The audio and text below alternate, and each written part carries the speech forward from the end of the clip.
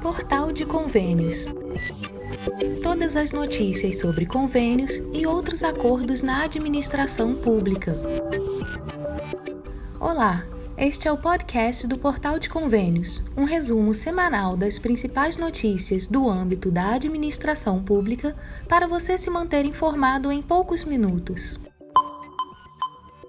Ministério do Meio Ambiente vai instalar coleta de lixo eletrônico em 400 cidades até 2025. O Ministério do Meio Ambiente vai instalar centrais de triagem e pontos de entrega voluntária de lixo eletroeletrônico nas 400 maiores cidades brasileiras. A estimativa é que até 2025 a meta seja concluída. Atualmente, as capitais de Rio de Janeiro, Campo Grande, Florianópolis, Vitória, Brasília, Maceió e Manaus já aderiram ao projeto. Curitiba, Goiânia e Fortaleza são outras 3 capitais que vão receber os ecopontos em novembro. Os pontos de entrega voluntária de lixo eletroeletrônico são locais em que a população pode deixar eletrodomésticos em desuso, como geladeiras, fogões e TVs.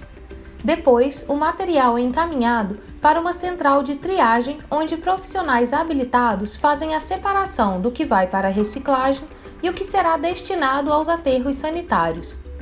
A implementação, estruturação e operacionalização do sistema de logística reversa de produtos eletroeletrônicos faz parte do Decreto Federal número 10.240 de 2020. A logística reversa está integrada ao programa Lixão Zero do Ministério do Meio Ambiente, que tem como objetivo eliminar os lixões existentes no país e apoiar os municípios para soluções mais adequadas de destinação final dos resíduos sólidos. Rio de Janeiro e BNDES lançam edital de concessão para novo bloco de saneamento. O Banco Nacional de Desenvolvimento Econômico e Social, o BNDES, e o Governo do Rio de Janeiro lançaram na segunda-feira, 8 de novembro, edital da fase 2 de concessão do Serviço de Saneamento do Estado, o novo Bloco 3, atualmente prestado pela Companhia Estadual de Água e Esgoto, a SEDAI. Nessa fase, o vencedor do leilão, que está previsto para o dia 29 de dezembro na B3, em São Paulo, deverá universalizar o fornecimento de água e tratamento de esgoto para mais de 2,7 milhões de pessoas em até 11 anos, de acordo com o novo marco legal do saneamento. Após nova rodada de negociações com os municípios que não aderiram ao primeiro leilão, o novo Bloco 3 foi significativamente ampliado de 7 para 21 municípios. Os investimentos necessários para se atingir 99% de abastecimento de água e 90% de tratamento de esgoto foram estimados em 4,7 bilhões de reais, e a expectativa é de que sejam gerados 4.700 empregos diretos e indiretos. Os projetos em estruturação pelo BNDES no setor de saneamento visam aumentar o volume de recursos aplicados na execução de investimentos e na melhoria da qualidade da operação dos serviços, de modo que as metas de universalização previstas na legislação sejam plenamente alcançadas. Prefeituras receberam quase 6,8 bilhões do Fundo de Participação dos Municípios na última quarta-feira. O Fundo de Participação dos Municípios, o FPM, transferiu quase 6,8 bilhões de reais para as prefeituras de todo o país na quarta-feira, 10 de novembro. O valor é referente ao primeiro decêndio de novembro e é 22,5% superior ao que os cofres municipais receberam no mesmo período do ano passado. Em 10 de novembro de 2020, os municípios embolsaram cerca de 5,54 bilhões. Os cálculos acima já levam em conta a retenção de 20% para o Fundeb, o Fundo de Manutenção e Desenvolvimento da Educação Básica e de Valorização dos Profissionais da Educação. Até a última transferência, em 29 de outubro, o FPM já havia repassado 110 bilhões de reais aos municípios.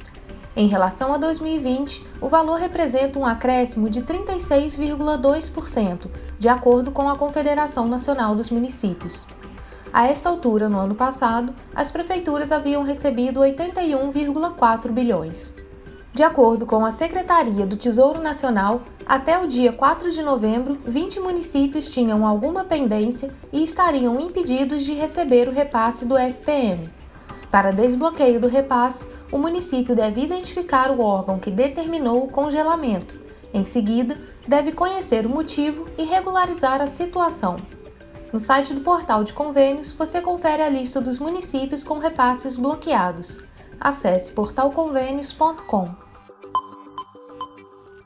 Consultoria da Câmara defende constitucionalidade das emendas de relator. Das emendas de relator geral do orçamento empenhadas neste ano, quase a metade, 4,6 bilhões, foram para a saúde. O Ministério ganhou mais recursos do que no ano passado, quando 18% das emendas de relator foram empenhadas para essa pasta, 3,9 bilhões. Em segundo lugar, as emendas beneficiaram os Ministérios do Desenvolvimento Regional, com 2,7 bilhões empenhados, e da Agricultura, com 790 milhões. Os dados são de nota técnica da Consultoria de Orçamento da Câmara dos Deputados, que defende a constitucionalidade das emendas de relator, classificadas como RP9, e sustenta que a tramitação no Congresso garante sua transparência e publicidade. A execução das emendas de relator é questionada em ação no Supremo Tribunal Federal. Em decisão liminar, a ministra Rosa Weber suspendeu as emendas por alegar que é necessário dar publicidade e transparência à distribuição dos recursos, com base em demandas de parlamentares apresentadas ao relator geral do orçamento. A nota técnica alerta que a eventual suspensão de programações marcadas com o identificador RP9 pode paralisar obras e serviços já em andamento e até mesmo afetar prestações já adimplidas. A nota técnica defende que as emendas de relator ao orçamento têm base constitucional a partir do regimento comum do Congresso. Governo Federal. Programa Avançar Cidades autorizou quase 110 milhões de reais em financiamentos. O Governo Federal, por meio do Ministério do Desenvolvimento Regional, o MDR, autorizou neste ano a contratação de 109,4 milhões de reais em financiamentos para obras de mobilidade urbana por meio do programa Avançar Cidades. Foram aprovadas 10 propostas de municípios do Ceará, Goiás, Minas Gerais, Paraná, Piauí, Rio Grande do Sul e Santa Catarina. Os recursos são provenientes do Fundo de Garantia do Tempo de Serviço, o FGTS. O programa Avançar Cidades Mobilidade Urbana tem o objetivo de melhorar a qualidade dos deslocamentos da população nos ambientes urbanos, por intermédio do financiamento de ações de mobilidade urbana voltadas ao transporte público coletivo, ao transporte não motorizado, transporte ativo, à elaboração de planos de mobilidade urbana municipais e metropolitanos, estudos e projetos básicos e executivos. O financiamento das obras pelo FGTS segue as disposições previstas no Programa de Infraestrutura de Transporte e da Mobilidade Urbana, o PROTransporte, e é regulamentado pela Instrução Normativa número 3 de 2021. Marcos Daniel Souza, diretor substituto de Projetos de Mobilidade e Serviços Urbanos do MDR, destaca a importância do programa Avançar Cidades. O programa Avançar Cidades dá oportunidade para os municípios investirem em projetos de mobilidade urbana.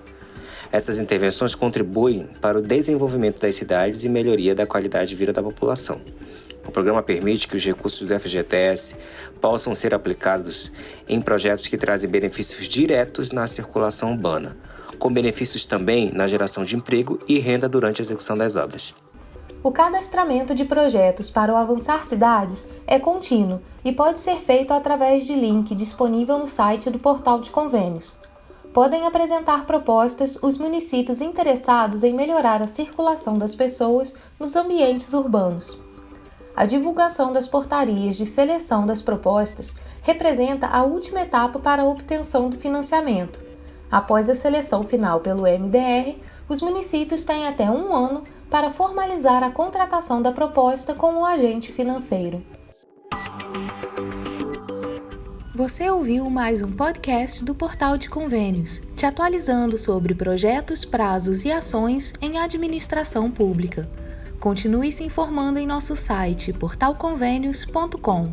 Até a próxima!